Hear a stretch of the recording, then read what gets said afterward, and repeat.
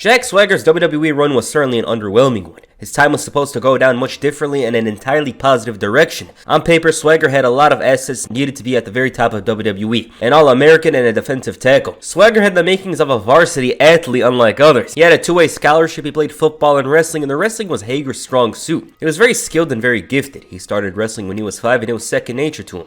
Jack just had that natural ability to him. His credentials include finishing 7th at the NCAA championships and beating the future champion Dustin Fox. And this is something you most likely heard from Matt Striker, but Hager set the record for most pins in a season with 30.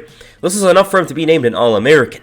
The man was destined to be a pro wrestler, and Danny Hodge, a former shoot wrestler turned pro wrestler, lived 2 blocks away from Hager and was good friends with his grandson. Jim Ross came into contact with Hager and offered him a deal. He accepted and was sent to Deep South Wrestling. Swagger developed and started to work on his wrestling skills, and he was doing very well and was touted as one of the most bright prospects in Deep South Wrestling. At the time, this guy was praised a lot and actually respected much more than you can remember. Why? He was a pure wrestler, somebody that easily stood out with his credentials in WWE. I don't think people expected another version of Kurt Angle, but just a great talent that could get down on the mat and play the heel role well. Jake Hager had that bully jock look about him that if WWE perfected and focused on, he would be a star. That was the sentiment at the time, and it's funny mentioning it now because everyone thinks of him differently. He debuted on the September 9, 2008 episode of ECW as the All-American Jack Swagger. He destroyed this jobber and continued this over the next few weeks, and his eagerness to start fights got him in a feud with Tommy Dreamer. It was all about making a name for himself, and that was basically every Tommy Dreamer feud in ECW. He was convinced that he deserved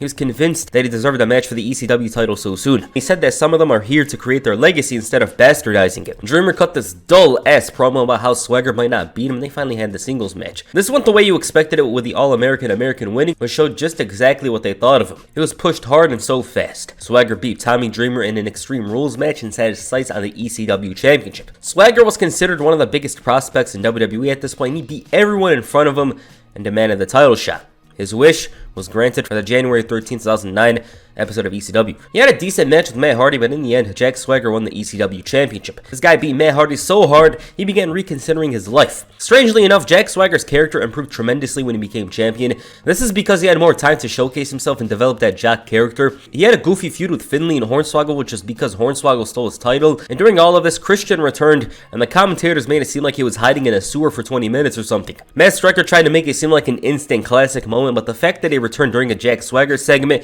during ECW in its most forgettable time and Todd Grisham was on commentary, this moment could be saved. He said that Swagger might electrocute himself trying to talk because of his constant lisp. And I know this is Christian and all, but this highlighted a problem with WWE at the time. The heel champion never looked strong and lost a little too often, although for this storyline, it made sense. This title reign happened and went by like that. He lost it to Christian at Backlash, but the man had some experience by his side. He was ready to move on to Raw, where he was traded. The Red brand had a lot more to offer for Swagger, although he was more of a mid-carder here. He debuted in the Raw main event gauntlet match against Randy Orton, and he ended up giving Orton a free win because he wanted to leave a lasting impression. He started a feud the following week with MVP and called him a delinquent and a fraud. If anyone should be called MVP on Raw, it should be him. MVP wanted a fight, but Swagger said he doesn't fight criminals, and this was the start of a feud between the two. Both guys had a different way of things, and while this was supposed to be something to spend time for both men, it led to them being stuck in the mid-card purgatory. They traded wins and were back and forth until MVP won the feud at SummerSlam. As for Swagger, he was busy wrestling on Superstars.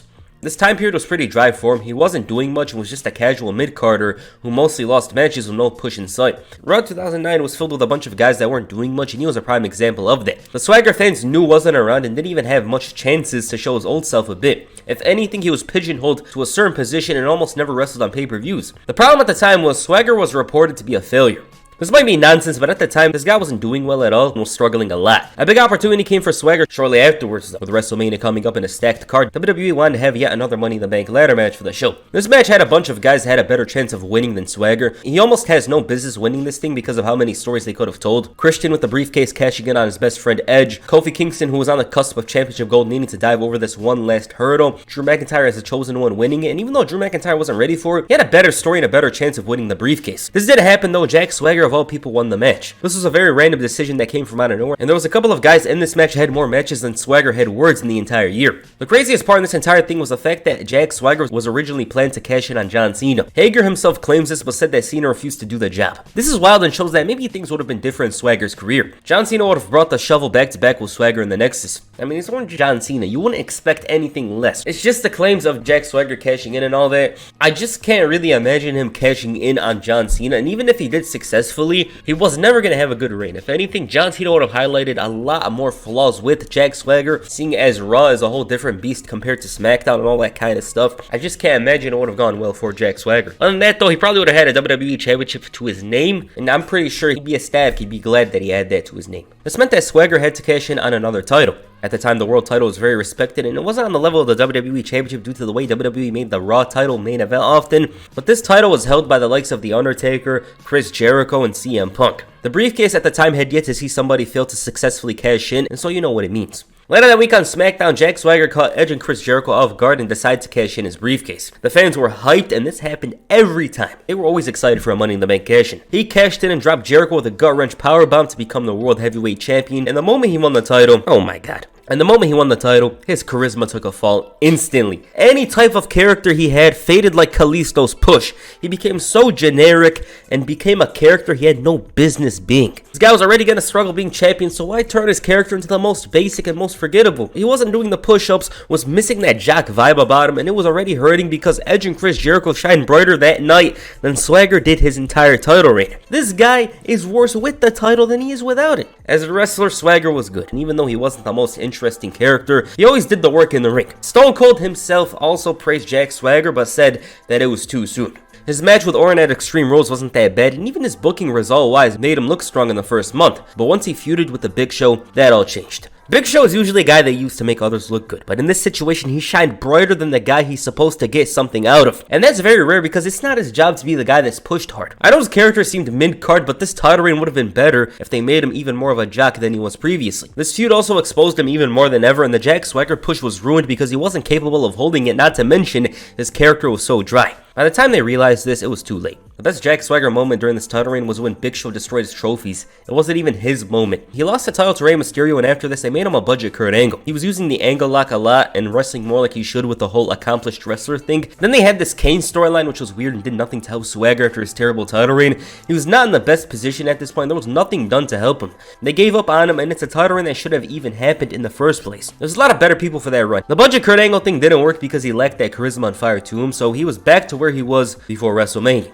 A mid-card. Or if anything, he was worse off with the soaring ego. This character change didn't help at all and only starts to cement the fact that Swagger was a mid-carder. He wasn't doing much during this time other than being involved with the IC title scene for a bit. He was Michael Cole's guy for a short time, but that led to nothing, and from out of nowhere, Vicky Guerrero was managing him. This was along with Dolph Ziggler, who shined the brightest in this partnership. Swagger even won the US title at the time, but his reign was nothing and just yet another mid-card champion that did nothing. 2012, despite the fact that he won a title during that year, was his worst year up to this point and showed that if his character didn't change, he's not going to have a future at the top of the card. The booking was absolutely bad and the man was so uninspired throughout the year. I remember more from Santino than I do from Swagger.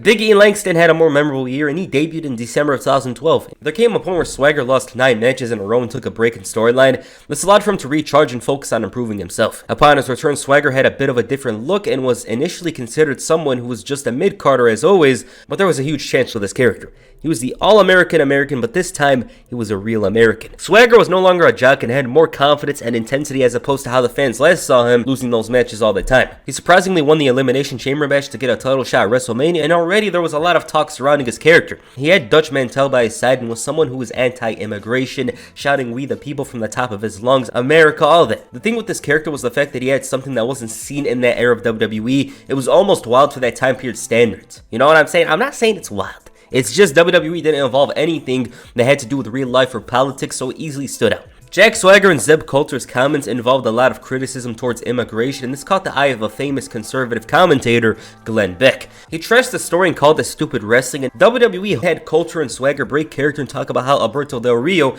the man Swagger was set to feud with, was a friend. They backtrack and try to invite them. He wanted no part. It's just funny how a simple story was going to involve political people and all that stuff, and at the time, WWE also contacted Alex Jones to make an appearance for Swagger at WrestleMania. It's insane, but you know some would have been convinced that Bubba Ray Dudley returned. And with all this attention on the story, Swagger ended up getting arrested for a DUI and weed possession. It was one of the biggest fumbles I've ever seen and ruined his push. This man was going to walk into WrestleMania, don't tread on me, all that, we the people, and win the title most likely, but just like that, they reconsidered things and Jack Swagger was done. He ended up having a dry and basic match with Del Rio, and after that he fell down the card and became a mid-carder again. We the people became a popular catchphrase though and became associated with Swagger as opposed to being an American thing. He had a good partnership with Cesaro called the Real Americans.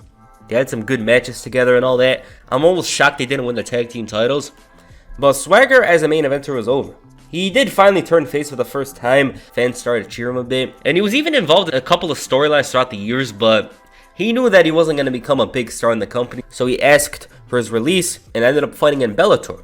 He was actually 3-0 in Bellator. He said he had a phone or something like that. I'll never forget that. It was goofy. But other than that, Jack Swagger, he's obviously in AEW now as Jake Hager and stuff like that. The whole point here is that he could have had a bit of a better career. There was obviously a couple of stuff that did hold him back. He wasn't the most charismatic, wasn't the most exciting wrestler out there. And there wasn't many times where you're like, Jack Swagger had a match of the night. There's also another problem in the fact that he didn't progress as well as they hoped. In 2008 and 2009, he was amazing, and I think it's almost unfortunate that he peaked at that time. It felt like things were looking up for Jack Swagger at that time. I remember he was hyped a lot, the commentary used to hype him up all the time, but he didn't reach that potential. And when he had the chance to become world champion and all that, not only did they take away his character, he couldn't deliver on that part. Then in 2013, his biggest chance with We the People, which was a big storyline at the time, is actually supposed to be one of the bigger stories for WrestleMania 29, ended up falling flat on his face after the whole DUI incident, which was unfortunate, and he didn't get that push again, so yeah. Swagger was a decent wrestler, but his character wasn't that exciting, and when he did get the character, you know, We the People and all that, other stuff came up, the whole DUI thing, and he was done. Alright, what you guys think of Jack Swagger? Please comment down below, and that's it for this video. Make sure you hit the gut wrench power bump on the like button, and perhaps the Patriot lock on the subscribe button. Peace, I'm out.